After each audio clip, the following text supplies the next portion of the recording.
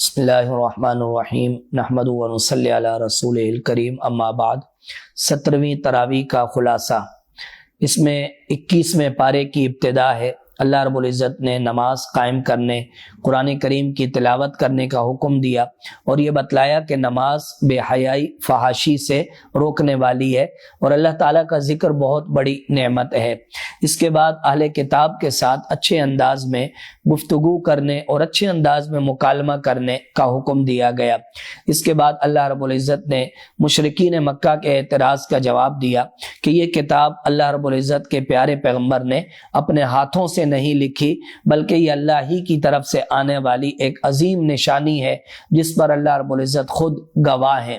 اس کے بعد اللہ تعالیٰ نے کچھ لوگ جو عذاب جلدی طلب کیا کرتے تھے ان کی مذمت بیان فرمائی، اور پھر اللہ تعالیٰ نے ہر ذی نفس اور ہر ذی روح کے لیے موت کا اعلان فرمایا۔ قیامت کے دن جنتیوں کو جو نعمتیں عطا کی جائیں گی اللہ رب العزت نے وہ بیان فرمائی۔ پھر بتلایا گیا کہ روزی رزق یہ سب اللہ کے ہاتھ میں ہے اور کوئی جانور ایسا نہیں جو اپنی روزی اپنے ساتھ اٹھائے پھرتا ہو، پھر بھی اللہ رب العزت اسے کیسے عظیم نعمت عطا فرماتے ہیں، رزق عطا فرماتے ہیں۔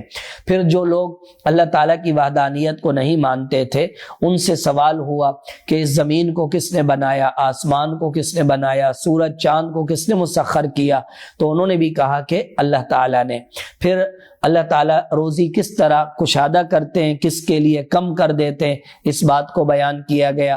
اور پھر اس کے ساتھ ساتھ اللہ تعالیٰ نے ان لوگوں سے سوال کیا کہ بتاؤ کہ یہ بارش کون برساتا ہے اور بارش کے ذریعے سے زمین کو کون زندگی عطا کرتا ہے، انہوں نے کہا اللہ تبارک و تعالی۔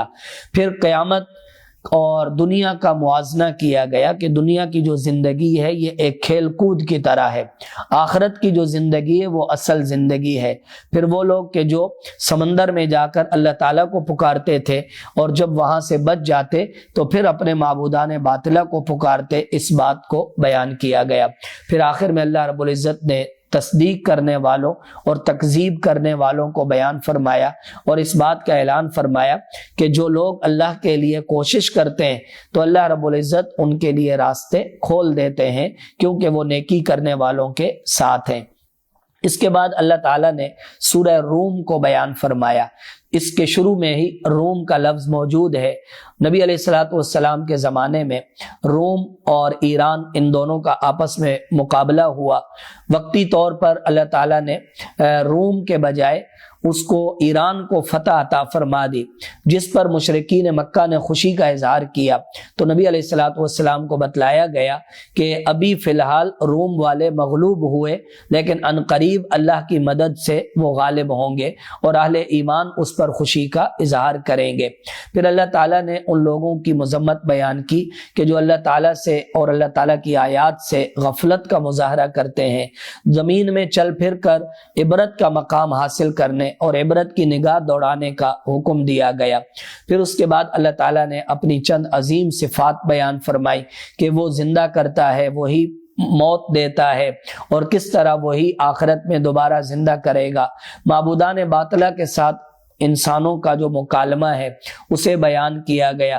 جنتیوں کی نعمتیں اور جھٹلانے والوں کی سزا بیان کی گئی اور اللہ تعالیٰ کی حمد و ثنا اور آپ کی تعریفی کلمات بیان کیے گئے۔ پھر سے اگلے رکوع میں اللہ تعالیٰ نے اپنی چند عظیم نشانیوں کو بیان فرمایا۔ مثلا انسان کو مٹی سے پیدا فرمایا، پھر میاں بیوی کا نظام قائم فرمایا، ان میں محبت اور مودت پیدا فرمائی، زبانوں کا اختلاف رکھا، رنگتوں کا اختلاف رکھا، اور پھر اس کے ساتھ اللہ تعالیٰ نے زمین میں انسان جو آرام کرتا ہے، سوتا ہے رات کے وقت یا دن کے وقت، اسے اپنی نعمت قرار دیا۔ پھر بارش کا برسنا، زمین کا اس سے تازہ ہو جانا بیان کیا گیا۔ قیامت کے دن انسان کو کیسے پکارا جائے گا اور انسان کیسے جمع ہو کر آئیں گے اسے بیان کیا گیا۔ آخر میں اللہ تعالیٰ کی حمد و ثنا کی گئی۔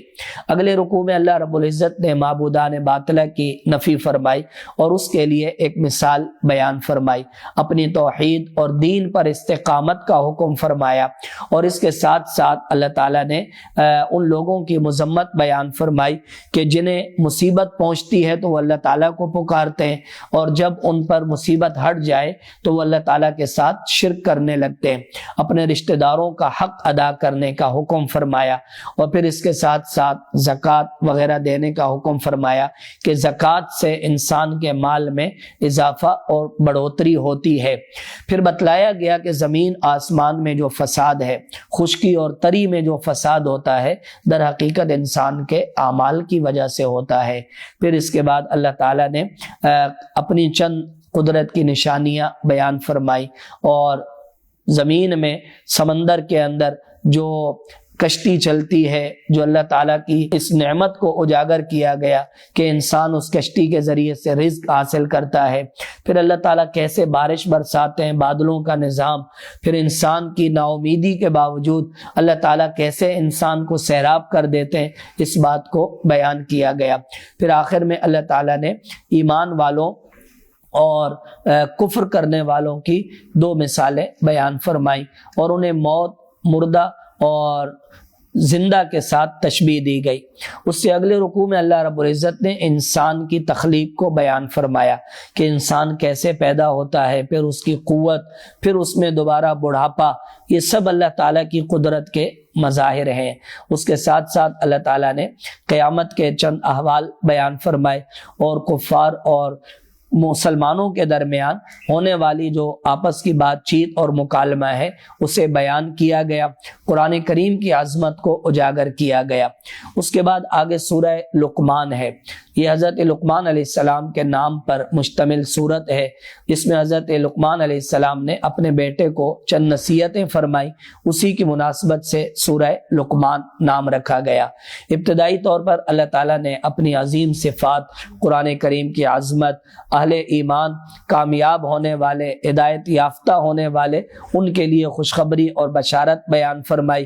جو لوگ گانا گانے اور گانے کو فروغ دیتے ہیں ان کی مذمت اور ان کے لیے عذاب کو بیان کیا گیا۔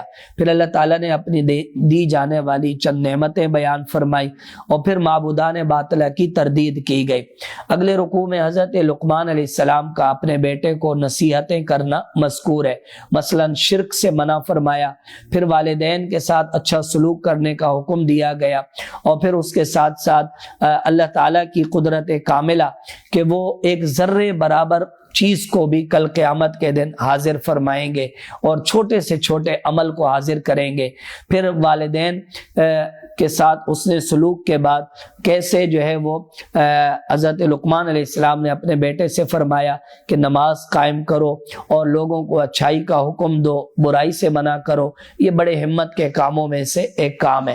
اسی طرح معاشرتی طور پر لوگوں کے سے رخ نہ پھیرو، لوگوں سے اپنا چہرہ نہ پھیرو، اپنی آواز کو آہستہ رکھو، یہ چند معاشرتی اصول بیان فرمائے گئے۔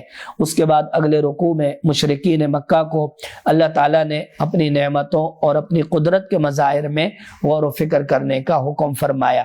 اس کے ساتھ ساتھ اللہ تعالیٰ نے سوال کیا کہ اس زمین آسمان کو کس نے پیدا فرمایا۔ پھر اللہ تعالیٰ کی جو عظیم نعمت ہے، یعنی اللہ تعالیٰ کی قدرت کاملہ ہے اور اللہ تعالیٰ کی جو کلمات کی وسعت ہے اسے بیان کیا گیا۔ سورج اور چاند کی تسخیر بیان کی گئی۔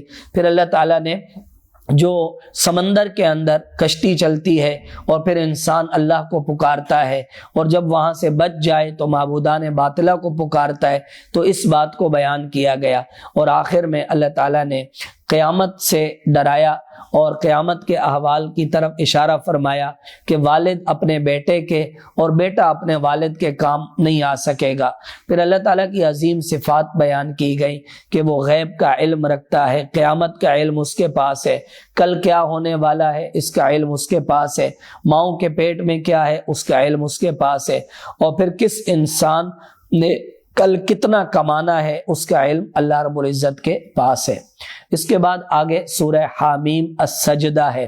اس سورت کی ابتدا بھی اللہ تعالیٰ نے قرآن کریم کی عظمت اور اپنی قدرت کاملہ کے چند مظاہر سے فرمائی، اور پھر اس کے بعد انسان کی تخلیق کو بیان کیا گیا۔ قیامت کے دن مجرمین کے احوال بیان کیے گئے، اور اس کے ساتھ ساتھ جہنم میں جانے والوں کے احوال بیان کیے گئے۔ جو لوگ تہجد کی نماز پڑھتے ہیں، تہجد میں اللہ تعالیٰ نے ان کے لیے کیا آنکھوں کی ٹھنڈک کا سامان تیار کر رکھا ہے اسے بیان کیا۔ پھر قیامت کے دن کچھ احوال بیان فرمائے گئے، اور دین سے اعراض کرنے والوں کی مذمت اور ان کا انجام بیان کیا گیا۔ آخری رکوع میں حضرت موسیٰ علیہ السلام اور آپ کے ساتھ جو دین کی دعوت دینے والے لوگ تھے ان کی تعریف بیان کی گئی، اور انسان کو اس بات کا پابند کیا گیا کہ وہ دنیا کی زمین اور دنیا کی تمام چیزوں پر غور و فکر کرے کہ اللہ تعالیٰ نے کیسے اس کو بے ثبات اور کمزور پیدا فرمایا۔ اس کے بعد آگے سورۃ الاحزاب ہے۔ احزاب یہ حزبن کی جمع ہے، جس کے معنی گروہ اور جماعت کے ہیں۔ 5 ہجری میں نبی علیہ السلام پر مختلف جماعتوں اور گروہوں نے مل کر مدینہ منورہ پر حملہ کر دیا، تو اسی کی مناسبت سے، اسی واقعہ کی مناسبت سے اس کا نام سورہ احزاب رکھا گیا۔ ابتدائی طور پر اللہ تعالیٰ نے منافقین کی اتباع نہ کرنے کا حکم فرمایا، اور اس کے ساتھ ساتھ اللہ تعالیٰ پر بھروسہ کرنے کا حکم دیا گیا۔ جو لے پالک اور گود لیے ہوئے بچے ہیں تو ان کو ان کے والد کے نام سے ہی پکارنے کا حکم دیا گیا، اور بتلایا گیا کہ نبی علیہ الصلوۃ والسلام ایمان والوں کو ان کی جان سے بھی زیادہ عزیز اور پیارے ہیں۔ نبی علیہ السلام کی جو گھر والیاں ہیں وہ ان کی مائیں ہیں۔ اور اس کے بعد آگے چند نبیوں سے ہونے والے عہد اور پیمان کو بیان کیا گیا۔ پھر اگلے رکوع میں اللہ تعالیٰ نے احزاب یعنی غزوہ خندق والے واقعہ کو بیان فرمایا۔ ہر طرف سے لشکر آئے، اہل ایمان پریشانی کے عالم میں تھے، منافقین نے بھی چند باتیں کی، اللہ تبارک و تعالیٰ نے ان تمام باتوں کو یہاں پر نقل فرمایا، اور پھر نبی علیہ الصلوۃ والسلام کی ذات عالی کو بہترین اسوہ حسنہ اور نمونہ قرار دیا گیا۔ اس سے اگلے رکوع میں ان ایمان والوں کی عظمت بیان کی گئی کہ جو لشکروں کو دیکھ کر بھی ثابت قدم رہے، ان کے ایمان میں اضافہ ہوا، کچھ شہید ہوئے اور کچھ جو ہے وہ انتظار کرنے لگے۔ اللہ تعالیٰ نے کفار کو کیسے خائب و خاسر کر کے واپس فرمایا، اس بات کو بیان کیا گیا۔ پھر نبی علیہ الصلوۃ والسلام کی ازواج مطہرات کو حکم دیا گیا کہ وہ نبی علیہ السلام کے ساتھ رہنا چاہتی ہیں تو رہیں، اگر دنیا چاہتی ہیں تو پھر وہ دنیا کا ساز و سامان لے کر نبی علیہ الصلوۃ والسلام سے جدا ہو جائیں۔